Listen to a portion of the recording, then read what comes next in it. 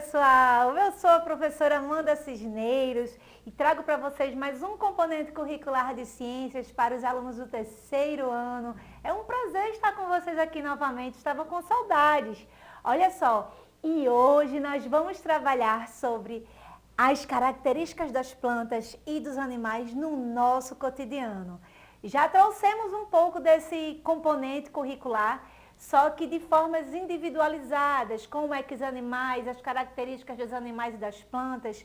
E agora nós vamos falar um pouquinho da interação dos animais e das plantas no ambiente em que nós vivemos. Vem comigo! Olha só, como as plantas e os animais se relacionam ao ambiente? Eu trouxe aqui uma imagem, prestem bem atenção nessa imagem. Veja, aqui vocês veem animais, veem pessoas, vem aqui, ó, um espaço com um laguinho, também animais nesse laguinho. Nesse espaço aqui, as pessoas estão interagindo, não é verdade? O animal aqui está comendo uma banana, né? A vaquinha aqui comendo uma folhagem, os animais se alimentando daquilo que também o mar oferece para eles. Olha, os animais, eles necessitam das plantas, tá? Necessitam de quê? Necessitam de alimentação. As plantas oferecem para os animais proteção, oferecem abrigo. E eu vou detalhar isso mais na frente, tá? Preste atenção. Como as plantas também necessitam dos animais. As plantas necessitam dos animais, isso mesmo, necessitam dos animais para espalhar as sementes, para polinização, para dispersão de sementes. Vamos mais na frente? Olha só, vou mostrar para vocês como é que isso acontece, tá? Toda essa interação dos animais e as plantas nós chamamos de ecologia. Ecologia é a interação que os animais fazem com o meio ambiente. E aí, eu vou passar um vídeo para vocês, preste atenção, um vídeo bem legal, sobre a importância da polinização. Veja como a polinização é importante para a preservação e a reprodução das espécies.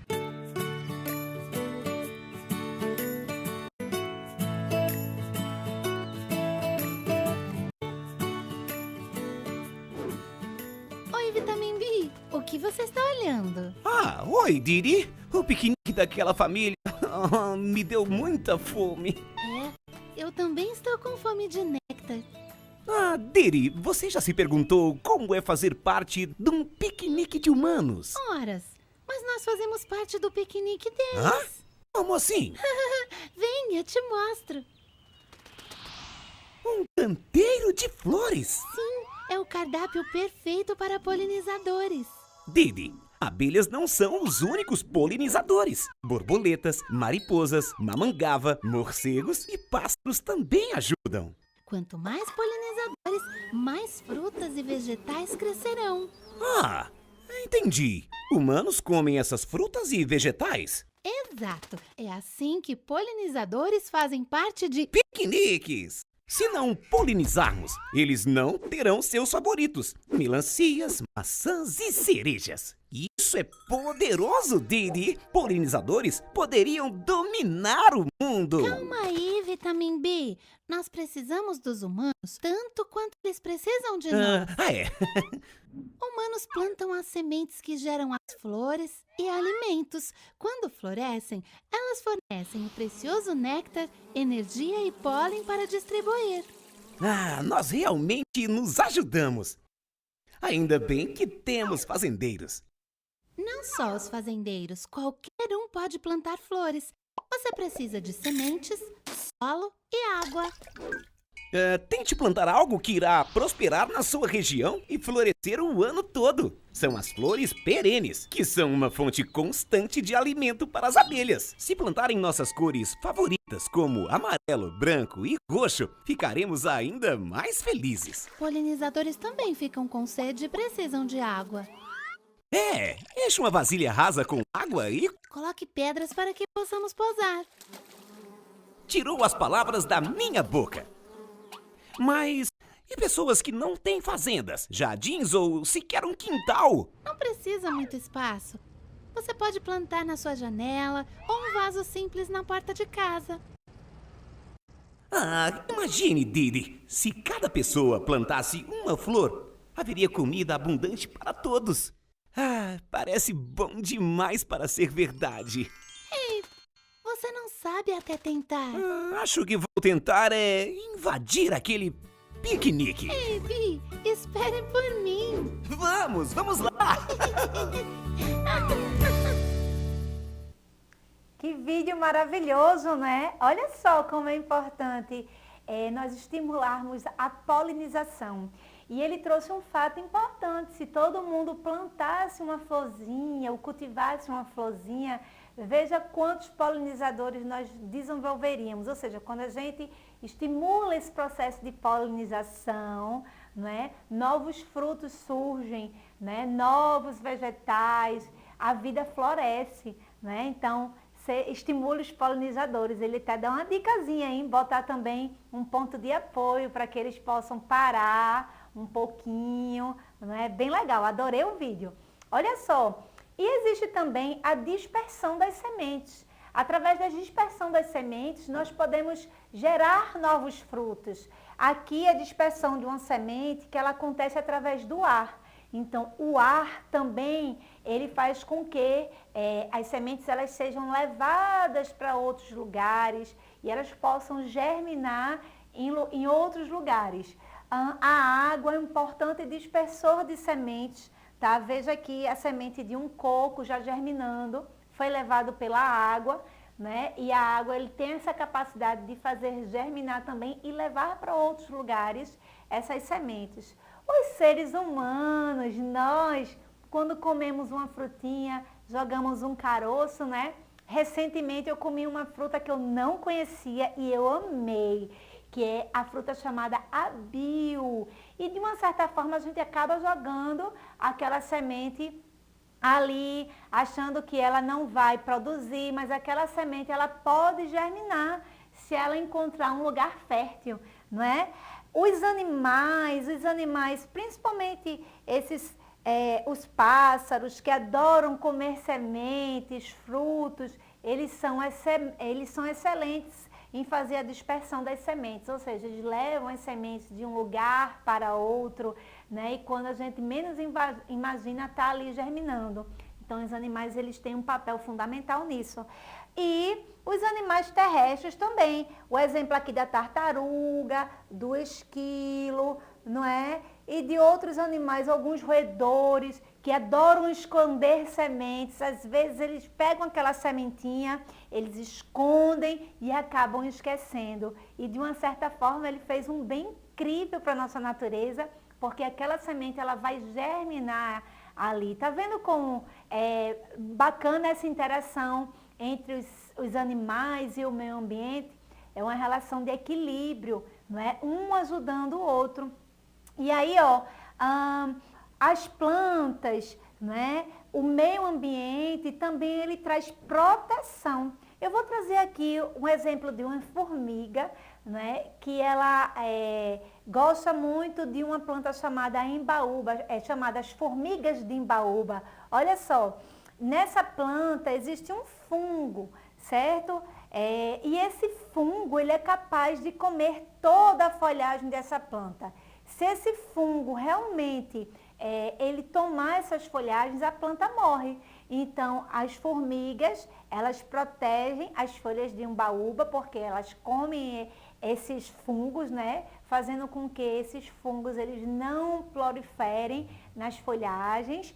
Elas preservam essas folhas, mas em contrapartida ela também tem a proteção dessa planta. Olha só, dentro da planta as formigas elas fazem suas casinhas, elas colocam seus ovos, onde elas também vão se reproduzir. Então a planta ela também serve de proteção para as formigas. Elas protegem a planta e a planta ela retribui protegendo essa formiga. Os seres humanos, imagine de nós se nós não protegéssemos as nossas plantas, né, os nossos vegetais, né, as nossas árvores, nós nem existiríamos, porque até o ar que nós respiramos, nós dependemos das plantas, então é preciso preservar. Tem muita gente queimando mata, tem muita gente assim não pensando no nosso futuro, né? Nos nossos descendentes. A gente precisa preservar e assim fazer germinar, nascer novos frutos, nascer novas árvores. Se você puder plantar, né? Faça isso, não espere para amanhã, tá certo? Interaja com a natureza, com o meio ambiente de forma bem equilibrada, tá? O que a gente fizer de bom, a gente vai receber também. Olha só, e aí nós vamos falar também que as plantas, né, o meio ambiente e as árvores, elas nos dão abrigo. Vou aqui falar um pouquinho dos passarinhos. Quem já viu uma casa de passarinho, um ninho de passarinho numa árvore? A árvore é um lugar perfeito, não é? Para que os pássaros, eles construam suas moradas e coloquem o seu bem mais precioso, que são os filhotinhos, num lugar que eles consideram seguros, num lugar alto, num lugar ventilado. Então, a árvore, ela fornece também abrigo. As abelhas, imagine se como é que se diz, uma colmeia, ela ficasse num lugar baixo, acessível, né, às pessoas e a todo e qualquer predador, né? Essa colmeia, ela nem existiria. Então, geralmente, as abelhas também fazem suas colmeias em lugares altos. Então, a árvore também serve de abrigo. Olha só que imagem mais linda, um esquilo com o seu bebezinho, com o seu filhotinho. Que cena mais linda, que cena amorosa. E onde foi que o esquilo foi fazer o seu ninho? Numa árvore, porque é o lugar onde ele tem a proteção. Ele sente que aquela árvore pode abrigar bem o seu filhote. E a árvore, ela também pode nos abrigar. Quem já deitou aqui embaixo de um pé de árvore assim bem frondoso, hein? Já fez um piquenique, já descansou, já conseguiu até dormir, não é? Quem já conseguiu conversar, fazer uma leitura de um bom livro embaixo de uma árvore? Então, a árvore também nos proporciona não só o abrigo, mas um momento de acolhimento, de aconchego, um momento de lazer com a nossa família. Olha como as árvores, elas são importantes para os seres humanos também, não é só para os animais em comum, não é verdade? E aí nós vamos falar um pouquinho sobre a preservação da biodiversidade. Observaram que tem animais de todas as cores e tamanhos, existem plantas de todas as cores e tamanhos, todos adaptáveis para o meio em que vivem. Olha só, esse rapaz aqui, ele está segurando um graveto, tá? E nesse graveto tem um bicho chamado bicho-pau. Você não consegue nem identificar direito, ó. Só se você olhar bem direitinho. O bicho-pau é esse bicho que está aqui, ó. Ele tem a mesma semelhança de um graveto. Então, por que que alguns animais são muito camuflados com a natureza? Porque uma forma dos predadores não pegarem ele, para ele preservar a espécie dele, né? Então, muitos animais, eles se disfarçam, eles se camuflam para que eles possam ter sua vida, seu tempo de vida assim prolongado.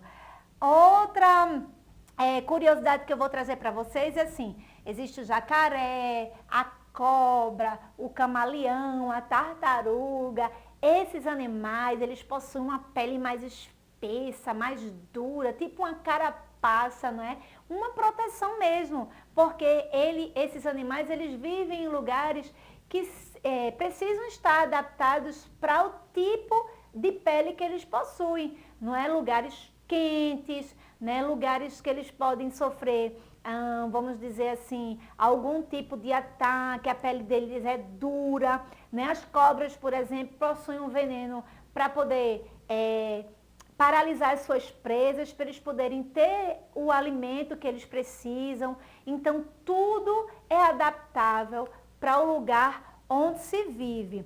Eu vou passar aqui a paisagem de um deserto, tá?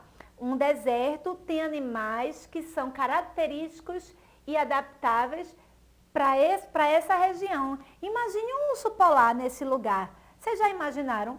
Um urso polar, ele pode estar num lugar como esse, ele nem sobreviveria porque é um calor muito intenso. Então, o pelo do urso polar é adaptável para o frio que ele enfrenta na região onde ele mora. Você já imaginou um caranguejo aqui, nesse lugar quente, nesse lugar deserto, também não sobreviveria. Então, o caranguejo, a região dele é a região de mangue, porque ali tem a comida mais apropriada para ele, ali tem as condições climáticas mais adaptáveis para ele.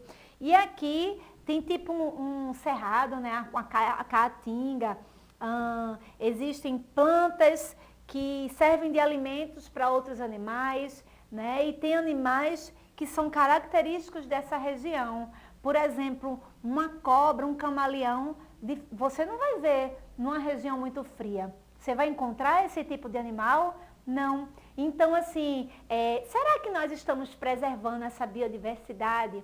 Observem que existem muitas pessoas que fazem tráfico de animais. Já ouviu falar nisso? E animais que estão prestes a entrar em extinção, porque não foram preservados nos seus lugares de origem. Tem gente que traz animais silvestres para lugares que eles não são adaptáveis para a sua sobrevivência.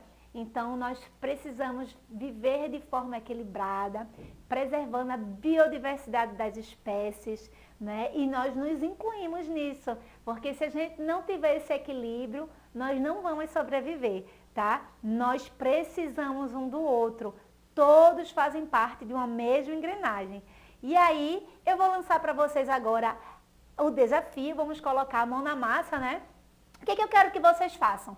Vocês vão pesquisar figuras de paisagens de vários lugares do mundo. Figura de paisagem de um lugar quente, figura de paisagem de manguezais, lugares frios. E depois que vocês conseguirem essas imagens, vocês podem colar um caderninho ou podem fazer um cartaz com isso. Vocês vão criar uma lista de animais, isso mesmo. Animais que vivem nesses habitats. Por exemplo, nos manguezais, quais são os animais que vivem nos manguezais? Que tipo de animal vive em lugares polares, lugares frios? Que tipo de animais vivem nos trópicos, em florestas tropicais? Né? Faz uma listinha de animais associada aos lugares que eles vivem. E aí vocês vão associar como se adaptam para viverem nesses lugares. Né? De que eles precisam para comer, não é? O que é que eles se alimentam, por que eles vivem nesse lugar. Vamos pesquisar, aguçar nossa curiosidade. E nós, animais racionais, estamos preservando a nossa biodiversidade? Coloca a cabeça para pensar, escreve um textinho, reflete, né? Faz uma reflexão dessa biodiversidade, dessa preservação. Coloca lá o que você sente, observa o que tem acontecido no mundo e nós vamos nos encontrar na próxima aula. Espero vocês!